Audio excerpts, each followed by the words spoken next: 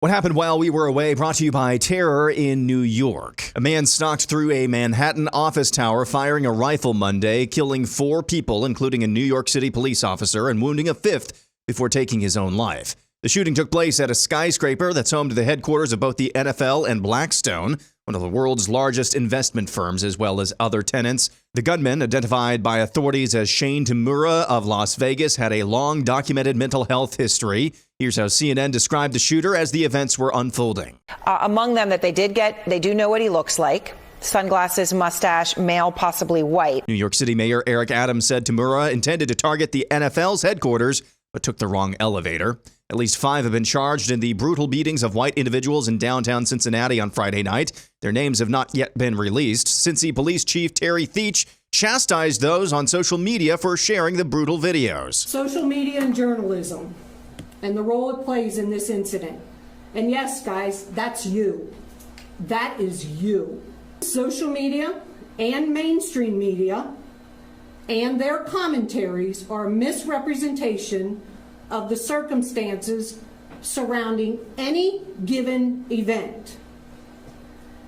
What that does, that causes us some difficulties in thoroughly investigating the activity and enforcing the law. The responsibility with social media is it just shows one side of the equation quite frequently, without context, without factual context. And then people run with that.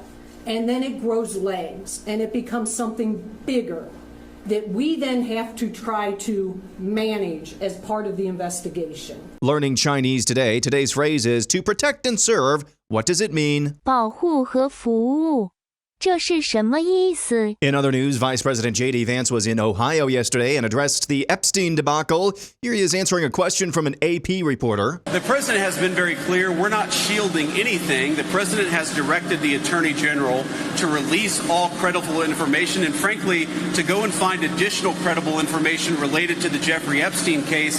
He's been incredibly transparent about that stuff, but some of that stuff takes time. You've got to assemble that stuff. You've got to compile that stuff. You've got to redact some victims' names so that you protect the victims. But the president has been very clear. He wants full transparency. He's asked that from the attorney general, and I know, because I talk to her all the time, the attorney general is hard at work on that issue right now. But I think I got to make an observation that there's an interesting thing about this case that the American media seems to totally ignore.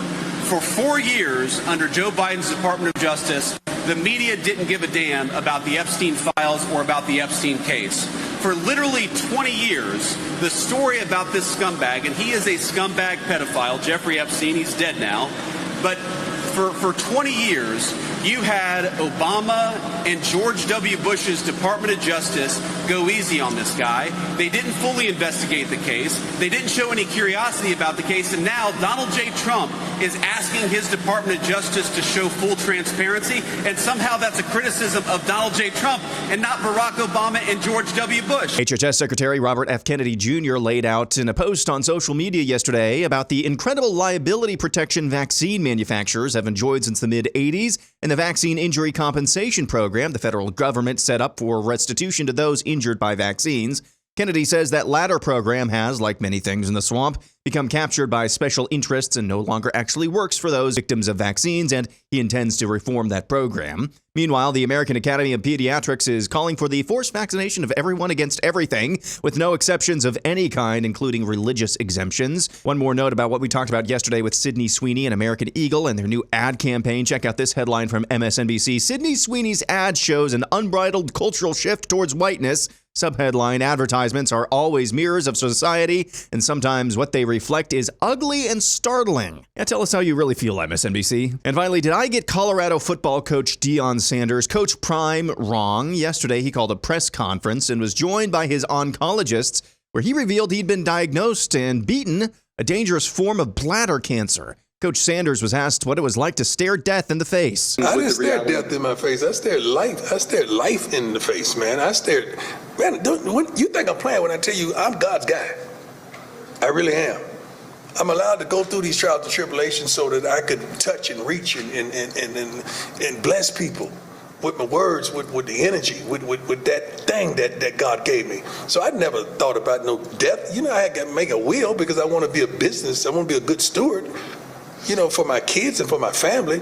But no, I got too much life to be thinking about death. Too much life. I got too much life in me, and I got work to do. Coach Prime also had a sense of humor about what he's been dealing with in the aftermath of having his bladder removed. I depend on depend. You know, if you know what I mean. I truly depend on depend. Like I cannot control my bladder. So I get up and go to the bathroom already 4 or 5 times a night.